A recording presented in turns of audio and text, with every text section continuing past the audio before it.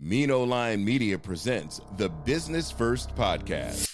Hi, all, and welcome to a new episode of Business First with Sonia Alleyne. I am your host, and today we are going to have a spicy conversation with Dr. LaJoyce Brookshire, who is a licensed and ordained pastor and doctor of naturopathy. She is also a master herbalist, professor at the City University of New York, as well as host of Ask the Good Doctor podcast, which is part of the Mean Ole Lion family. Dr. Brookshire also is a 10-time best-selling author, and in her previous life worked at Arista Records as the director of publicity, working with a number of great talent, including Aretha Franklin, Faith Evans, Total, TLC, Whitney Houston, Puffy, Outkast, Biggie, Toni Braxton, and many, many more. Great to have you, Dr. Brookshire. Oh, it's my pleasure. Thank you, Sonia. So you have experienced several lives, several lifetimes I don't even know where to begin, because the focus of this conversation was really about your work as a doctor in naturopathy, which is a big passion of mine. So I'm excited to hear about your journey there and what you can impart for people who in today's pace just don't take enough time about their health.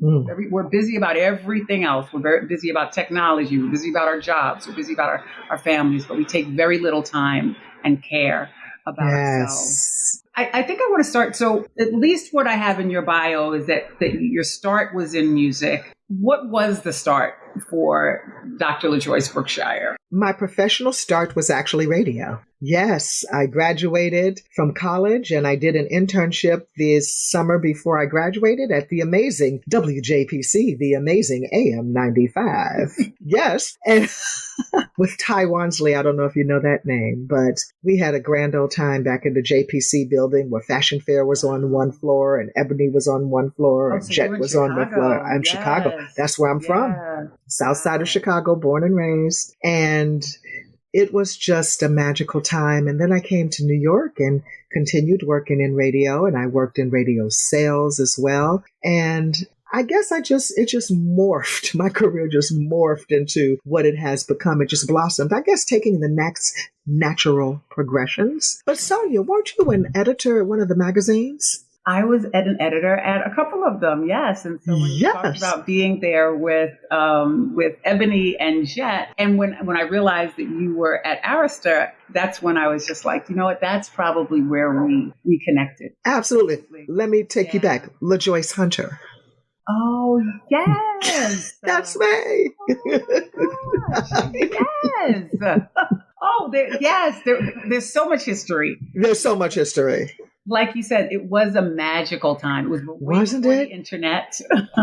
When we really had to do the work. When you really had to do the work. You really had to do the work. We had to mail you an invitation to come to a party. Yes.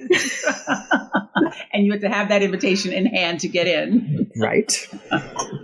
But also, we were all just kind of coming into ourselves. So there was a lot of creative discovery at the time. And it was really a wonderful time. Yes, it was.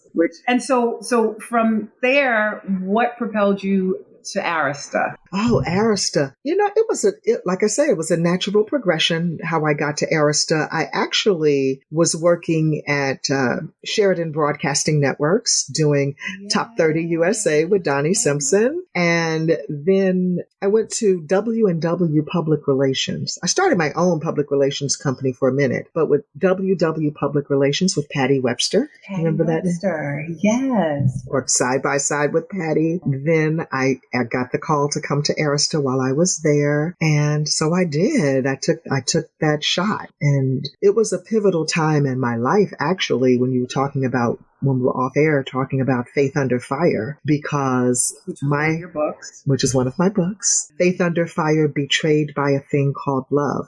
When I was working with Patty, my first husband got very sick and we had no idea what was wrong with him. And he was in the hospital for several weeks, 42 days to be exact, and then found out that he had full-blown AIDS. So when I had gone to Arista, I actually knew that and was holding on to that secret desperately. There were very few people who knew the truth. Patty was one of them. Thank God for her parents, though. They let me sleep at their house because he took ill at work, and he worked in Jersey, not far from Patty's office. And the family let me stay there so I could wake up and be at work. It was, just the favor. How long had you been married when he got sick? 2 years. Was married for 2 full years before he got sick. He never disclosed. So in the book, you talk about how he knew his condition, but never disclosed anything to you. He knew his condition and never disclosed it. And, we say in the industry, stay ready so you don't have to get ready. Yeah. Who would have ever known that all of that, me going to bed early? I don't even know if you know this, Sonia, but I would get a party started and be out the door at 9 o'clock. Wow. Because I just could not stay awake. I've always been a sleepyhead. I always went to bed early. But I ask everybody, what are you doing at 4:30 in the morning? And I don't mean leftover from the night before, because I rise early. That's what it was back then. Okay. I rise at that time of morning. And, that's when I'm writing. That's when I'm, my creative juices are flowing. But if I didn't write at that time of morning, I wouldn't write for myself. It would be a full day of writing for everyone else, helping to manifest someone else's dream instead of my own. So I had to carve out some time for myself to work on my future dream, which was writing books. What's interesting about that time, too, is because if I'm thinking correctly, that we didn't know a lot about the disease then. Oh. And so the fear around what that meant, even just being, you remember there was a time where you thought you couldn't be in the same room with someone, or you couldn't touch someone, or you couldn't, if they sneezed, like it was dangerous. And so what was that like, just getting over and being able to move on to whatever else was next in line for you? The fear factor was huge. Fortunately, I had taken a little side project with the National Black Leadership Commission on AIDS, and I was actually in the middle of planning their Choose Life benefit gospel concert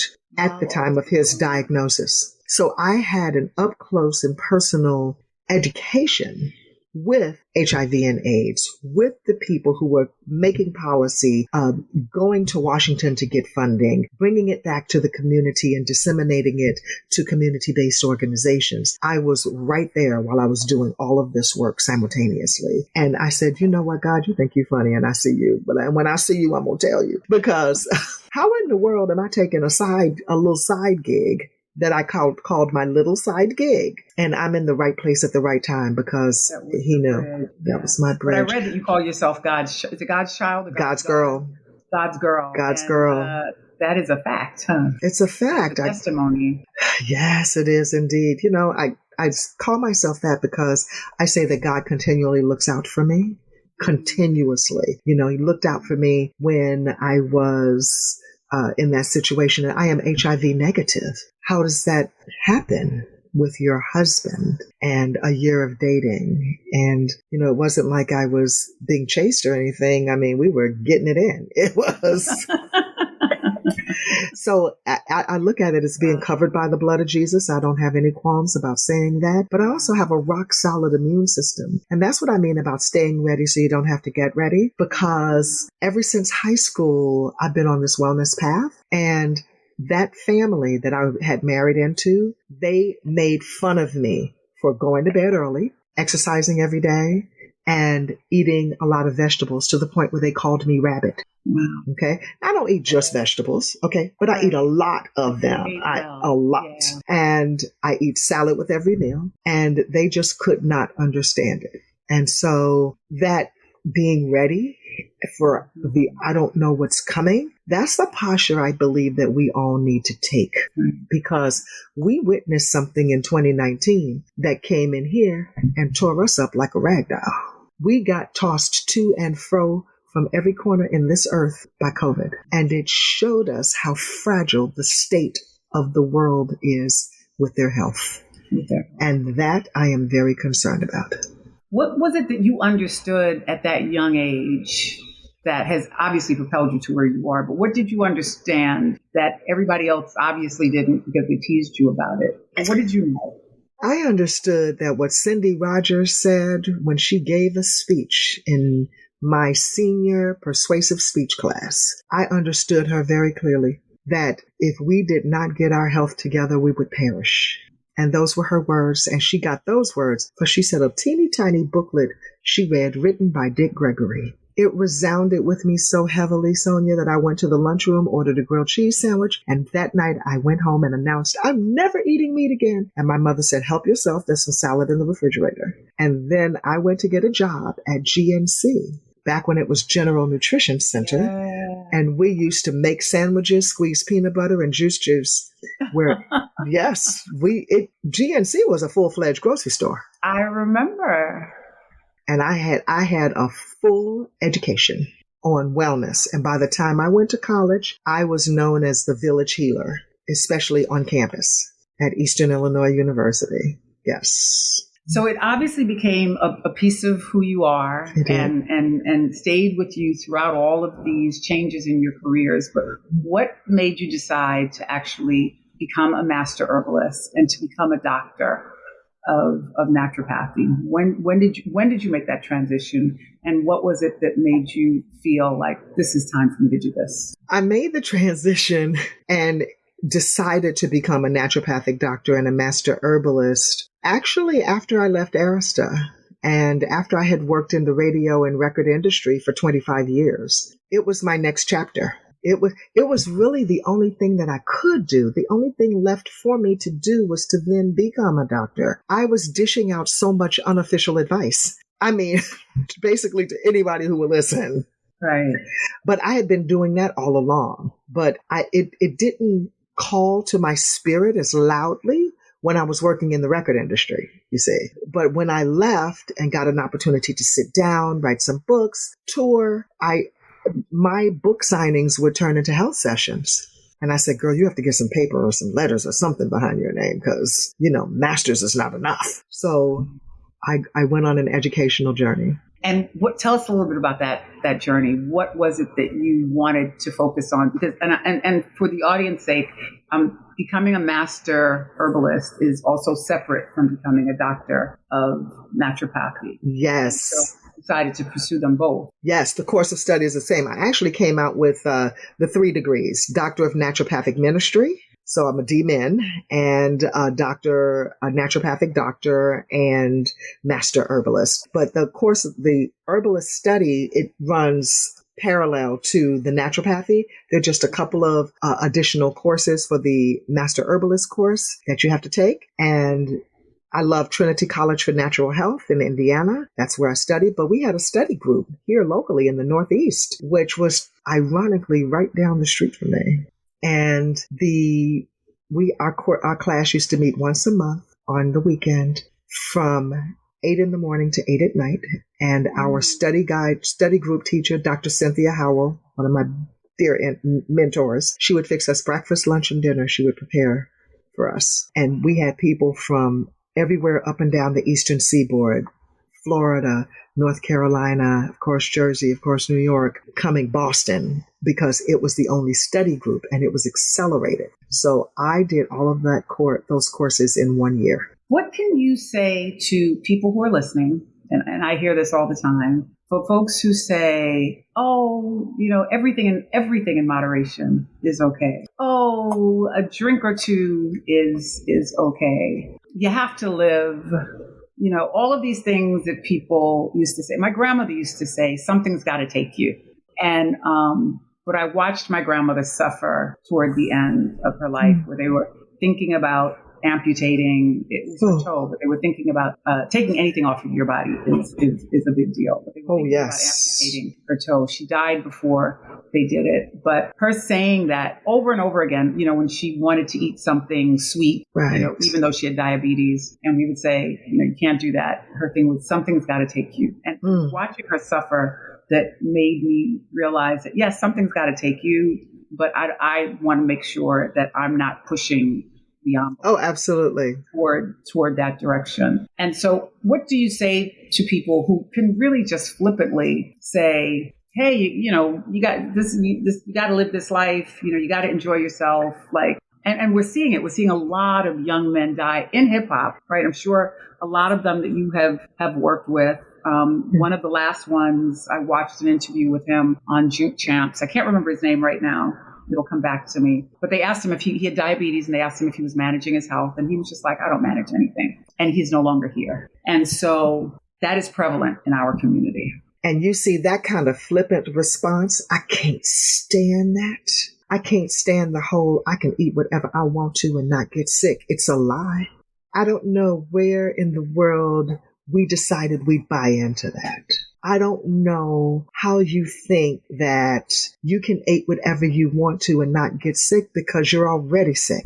And a lot of people are already sick. And the people who are screaming that the loudest, Sonia, they are the ones who are already ill. You know what it is? I find that a lot of people want to hang on to the story. That if they are not telling the tale of my diabetes and going to the doctor and my this and my that, and I tell them, don't hold on to those negative things. Don't call it yours because it shouldn't be yours. And those are the things that we need to let go, and we need to let go of, and that if the mindset would change. See, because what I say is that you're claiming that you can eat whatever you want to and not get sick. What about the people who have to take care of you? See, that kind of ideology points to the fact that you are not considerate of your family. You are not considerate of the people who are going to be saddened by your health condition, and your grandchildren not able to run around with you because you have to be on a walker, you have to be on a cane, you have to get amputated. And now people are giving up their lives to care for you. And so I think that that's what angers me the most, because I watched my father implement that ideology and all of the caring that we had to rally around to do for him. So when I say it, I'm not being harsh. When I say that, I'm saying it because from my own experience. And because the conditions are harsh. The conditions are harsh. My mother would call me crying and beg me to come home to help manage my dad. That was heart-wrenching. And then let's even talk about the health condition that my first husband had, AIDS. Not just when I came on the scene, it was full-blown AIDS, not just HIV. If he would have bothered to acknowledge his condition, he would not have taken such a decline. Oh my God, what I had to do to coordinate his care so I could go to work and not lose everything we had. My friends, my family, I had a master calendar. Literally, y'all didn't have any idea I was going through this. We were working together, Sonia. I had master calendar of who was coming in this week, what day the airport pickup drops, and who was going to rent a car, who wasn't, who I didn't have to pick up. Did they get one day to cross so they could be oriented? All because he chose to harbor a lie.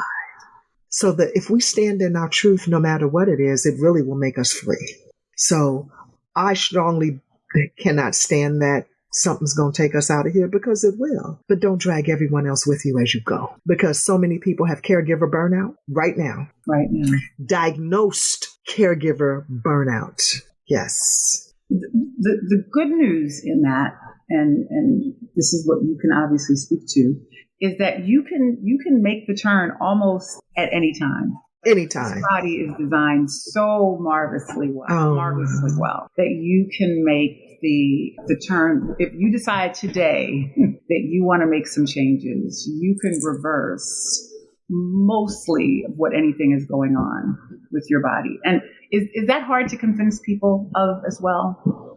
It is so hard for people to understand that you absolutely, positively can reverse any health situation. I have a new book coming out. It's called Secrets of the Healthy Wealthy, Testimonies of Those Who Reversed the Irreversibles. Oh, I love that. Thank you. Because there is no such thing as an incurable disease. That's the first thing.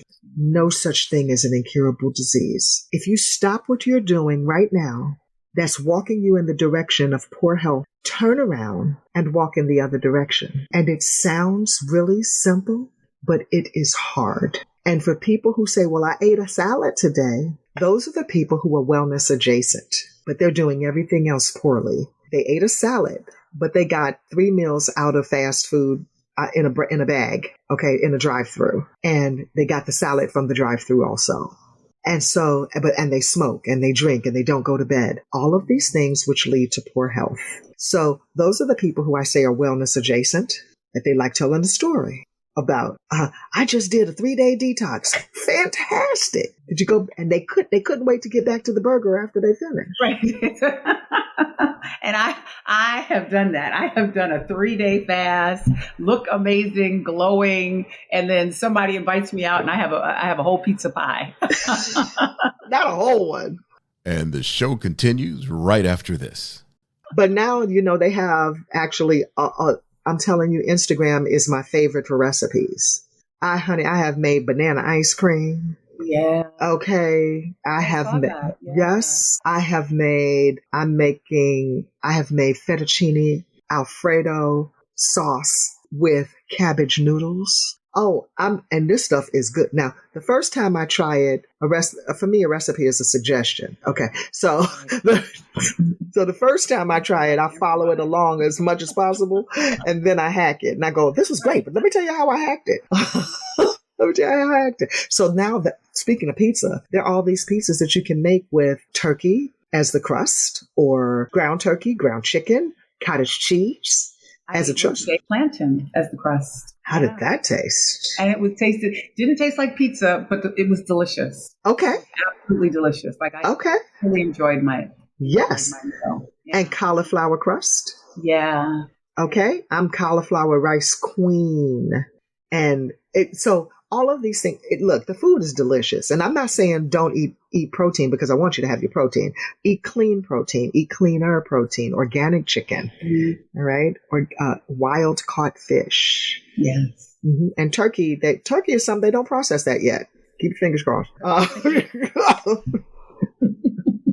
So all of those things that are so good for you. And so it's important to be able to eat well. And one of the things that I'm going to do, I'm actually going to do a show on this coming up. One of my episodes is going to be, I just came across here it is right here. Healthy food options that are the lesser of the evils. When you're traveling, going out, if you have to show up at a McDonald's, what should you get? If you have to eat at the pizza place, what are you eating? I went to a pizza place on Saturday in Chicago. Guess what I had? Pizza. But I had in Chicago that we cut in squares, not in triangles, like on the East Coast. And so, love Chicago pizza, super thin crust, right? And I have 4 squares with green pepper, onions, and olives. And that wasn't so bad. And even for you eating that way, it's not how you eat every day. And no. That's an important piece for people to understand as well. It's very important for people to understand that you cannot have a steady diet of junk and expect positive results. You take better care of your car and your red bottom shoes. Preach. So we need to treat these temples like they are, in fact, temples. And understanding that the body's on loan, but it will be a manifestation of exactly what you put in it. If someone comes to see you and make an appointment with you, what can they expect? Because listening to this too, people might feel a little overwhelmed. They always feel like, oh my God, I've got to change everything, or I don't know where to begin, or I'm horrible with discipline. So how am I going to be able to make these changes? How are you able to help people move in the right direction? I am able to help people move in the right direction by first just talking. If people actually pick up the phone or send me an email, then I know they're ready for help, because it's a lot to be able to do that. It is a lot for them to be able to do that. And it doesn't weaken you in any way. It doesn't weaken you at all to ask for help or to say that you need guidance. I remember being at a time in my life when I needed it as well. The good doctor, I needed it. Even before I was the good doctor, I needed help. I needed help to get pregnant. It turned out my thyroid was low. But I called my medical doctor, who's also an alternative therapy doctor, Dr. Frederick Douglass Burton, and I've had him as a guest on my show. He'd be an excellent guest for you. He wrote a book called How to Outlive Your Doctor Using Alternative Therapies, and he's an MD. Oh. We would love to meet him. He's amazing. And Dr. Burton said, when I said, oh my gosh, I wanted to try to get pregnant in the natural way, I said, my temperatures are in the toilet. My temperatures are 96. I need to be 98. He said, give me the number to your pharmacy. I said, the number to my pharmacy? I don't know. I've never used I don't have a pharmacy. He said, I'm going to give you a prescription that's going to work and it's going to help to reset your thyroid. I was pregnant 2 months later. Oh my God. Because you cannot get pregnant if your temperature is low. Low thyroid is the culprit, not infertility. Not infertility. Mm-hmm. Lots of times. A lot of times. So we have to not be afraid to, as we envision ourselves with the end result, which is in perfect health, it should be how we envision ourselves, that a lot of people can't even fathom perfect health. And so I use myself as an example because I like to say that I'm in perfect health. My doctor calls me to tell me that my blood work is impeccable. Okay. And I don't wear glasses, not even cheaters. I could stand up and sit down without pain, but I do have a new knee, and it was because of injury. I fell and needed a new knee, and now I can stand up and sit down without pain. But I can do things, and my arms, and I don't creak and crack. But if you're creaking and cracking and are constipated and experiencing brain fog and can't poop without using help, these are signs that you really need your body detoxified. So when you come to my office or when we talk, I'm going to do something that you're not used to in a doctor's office. We're going to talk. You may even cry because I ask questions, not just because I want to check off the question. We have a conversation about what your goals are. And that actually is the only way to get to the bottom of the thing, because I want to know how we got here. But it's okay. I don't admonish. But I want to know, now that you're here, are you ready? Are you willing to be compliant? And we take baby steps. So I start everybody with a detoxification program that includes 3 things, which is why the product that I've recently created is called Trinity. I've always called it the Trinity, but now I've had it packaged into one place. And the Trinity is high-powered greens, a high-powered colon cleanse, and a parasite cleansing all in one. Well, it's not one tablet. It's four different products in the Trinity, because the greens, 2 different types of greens, spirulina and chlorophyll, the best in the world. I went all the way to Malaysia to partner with a company that had the utmost in standards, halal, non-GMO, gluten-free, vegan, and it's phenomenal. The 21-day detoxification program. That's what it is. That's what it is. And it has everything that you need in the box with a calendar. Oh, how you do it. How you do, what to do day by day. And everything has its own slot. And I love that. Thank you. We worked diligently on. How long did it take you to put that project together? Night and day from January until April. Oh. 2024. We did it this year. But when I went there in January to meet with them, I was invited to come by the chairman of the company. He said, you come and see how we do things. And then I made my presentation. They got so excited about it that they decided to fast track it. Mm-hmm. And so and then they invited me to come to Dubai for the launch at their international conference. They're in 35 countries worldwide. Wow. Yes. So it was a beautiful experience. I expected to find culture in Malaysia, but I didn't expect to find family and Wakanda. It's so technologically savvy. I said, where am I? I couldn't believe it. I couldn't, everybody shows off in their airports, and I'm an airport, right? I'm an airport junkie. So I could tell you which airport got this and that, and why I choose a layover here and there. Okay. But the airport's fantastic. But when I stepped outside, I couldn't believe. I said, oh, wow, Malaysia. So if I had to run away, I'm running to Malaysia. Wow, that's interesting to know. Mm-hmm. Well, so, you brought up so many different things. The fact that you say you sit and talk to your patients. I do. The one challenge I hear from all of my friends who have specialists is that none of the doctors talk to each other.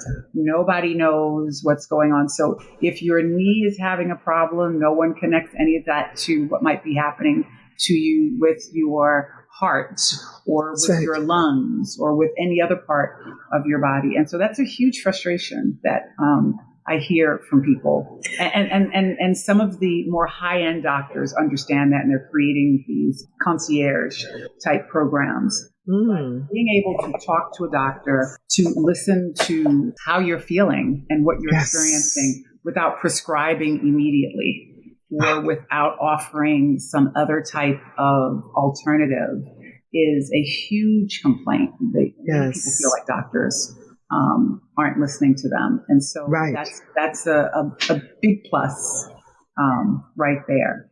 And it really is a matter of the mind, body, and spirit, because holistic healing is treating the whole person. The whole body. And that's why it's called holistic, because we really are mind, body, spirit, and you know what else we are is electrical. And people are not understanding that we're also electrical. Anytime I hear that someone sleeps with their phone in their bed and has on one of those watches on the left side of their body interrupting their heartbeats, listen, it's what the industry doesn't want you to know. Right. But so we perish for lack of knowledge, yes? So we need to get on it and get at it, I say. Yeah. Is there a top 5 or top 3 that people should, even before they come see you, should be concerned about? So, I mean, we talked about, the importance of eating, but I think even that, I have friends who are just like, they'll show me something and they'll be like, oh, but it's whole wheat bread. And I'm just like, no, that's not. Like, did you read the label? Did you see all that's in it? So even for people who say they feel like they're eating healthy, they're eating those energy bars, or they're eating wheat bread instead of white bread, or are there some things that you could let people know that, it's, as you said, they're health adjacent? Yeah. I think they think they're health adjacent. Yes. And so what would actually help them to recover? To help turn around? Yeah. Okay. Or it's like no-nos. Everything you just named was a no-no. And so for most people, they think that, yes, well, I'm doing the healthy alternative. It's a good place to start, though, because they're mindful at least. And so it's just an inch more education. That's all it is. And I think largely a lot of people, when they know better, they do better. How many of us grew up on that Kool-Aid, girl, with that mound of sugar in the bottom of it? Yeah. I couldn't stand Kool-Aid. And I was just about to say that. That mess that got replaced later on with Sunny D. It's what no, ma'am. And if you put a Twinkie near my face, the first day my mother bought them was the last day she bought them. I can't stand a Twinkie. Okay. Oh my God. Couldn't stomach it. Wow. So I guess I was always that kid. You always knew. Yeah. Yes. Twinkies were my favorite. I couldn't eat enough of them. Oh my gosh, I couldn't eat them. The thing is, I also struggled with my weight for so long, even into my adulthood. And to your point, it wasn't until I understood how the body functions and how my eating impacted that, and even some of my emotions connected with it. When I understood all of that, then things started to change for me. I always had stomach issues, always. But I had to change a lot of things to understand and to start to see the difference. I'm still on that journey. But to your point, I think when people know and when they understand, then it's easier to make the change. It is. So one of the things that you want to make sure that you're doing is putting water in your throat first thing in the morning and the last thing at night. And a lot of people are addicted to a lot of things, but you will find that water will be your best friend. And water gives you energy. If you're really hungry and you're trying to lose weight, really drink water. You may be thirsty instead. There's a book called Your Body's Many Cries for Water, and hunger is actually a cry for thirst. And so many people say, well, I don't get thirsty. Yes, you do. You don't even know it, but you should drink water even if you don't feel thirsty, because if you feel thirsty, you're dehydrated. The other thing is make sure that your sleep hygiene is on par. Go to bed at night. Rambling around the cabin, you all stop that. All of that doom scrolling and binge watching. Yeah, I'm here for a binge night, with the rest of them, but I can't stay up that late. So it's only going, I start my binging I start my binging at 4:00. And I just had my class reunion, and they said they wanted to go somewhere and on a cruise around Chicago, and it started at 10. They looked at me like LaJoyce ain't going. No, LaJoyce is, she's still going to bed at 9:00. Yep.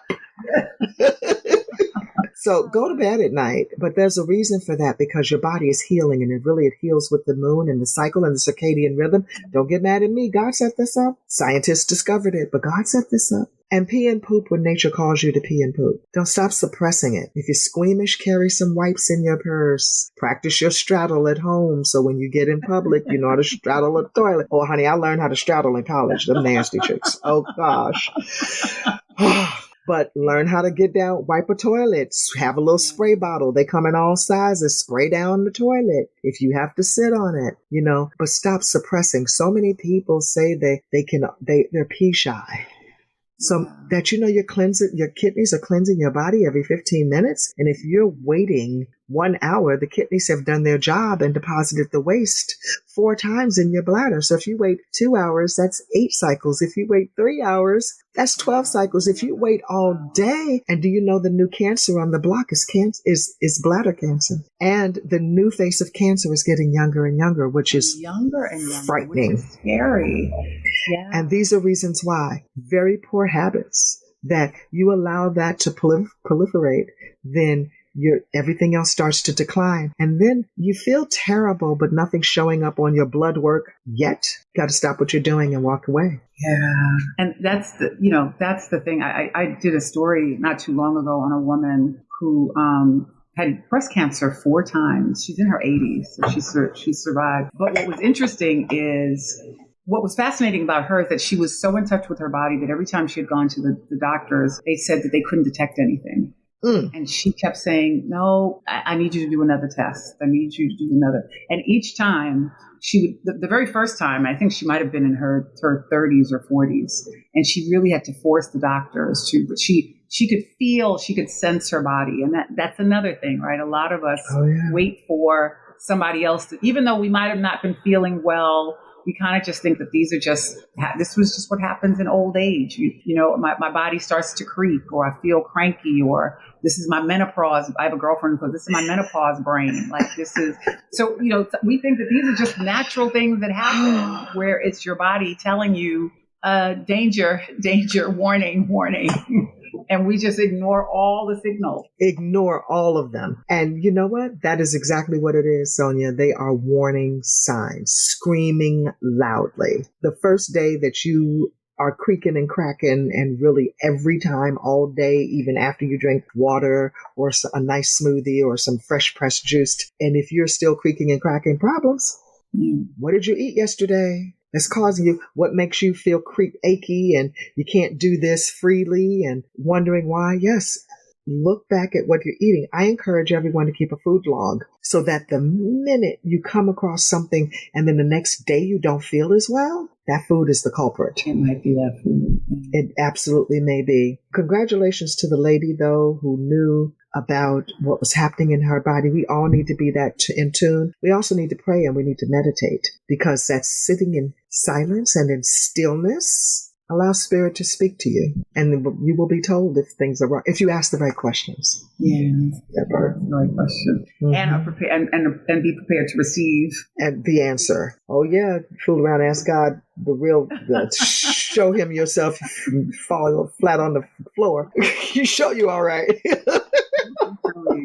He will show you. So where can we order the detox program? How can we book an appointment with you? All the details of how we can stay in contact with you. We can stay in contact with me at Dr. Brookshire at Outlook.com. That's DrBrookshire at Outlook.com. To order Trinity, you can find it at bit.ly/askthegoodDoctor. And my socials, Ask the Good Doctor everywhere. Okay. And will you be promoting that, I'm sure, on your social? Oh, absolutely. It is there. Absolutely. That good radio voice too. I still got that good. Thank you. And one last thing, let me help someone get free and to lay down the fear and the worry about going to the doctor. Prepare your questions in advance and make your doctor have a seat. They work for you. I like that. That's right. Ask them questions and don't let them stand over you and talk.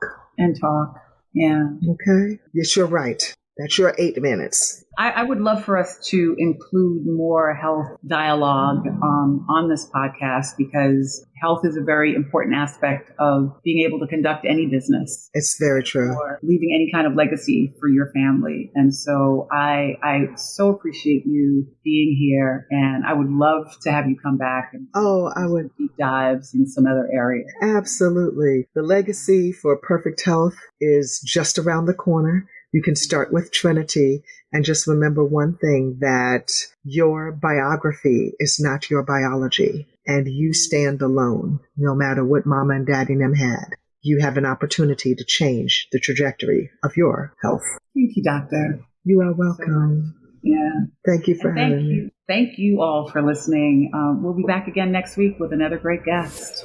The Business First podcast is hosted and produced by Sonia Alleyne. Executive producer Ken Johnson. Find the Business First podcast on Apple Podcasts, Stitcher, Spotify, Odyssey, iHeartRadio, Amazon Music, TuneIn, or wherever you get your podcast. On social media on IG at business_first_podcast. Follow the Mean Ole Lion Media podcast network on IG at Mean Ole Lion Media. Get the Mean Ole Lion Media app in the App Store or Google Play. The Business First podcast is a Mean Ole Lion Media production.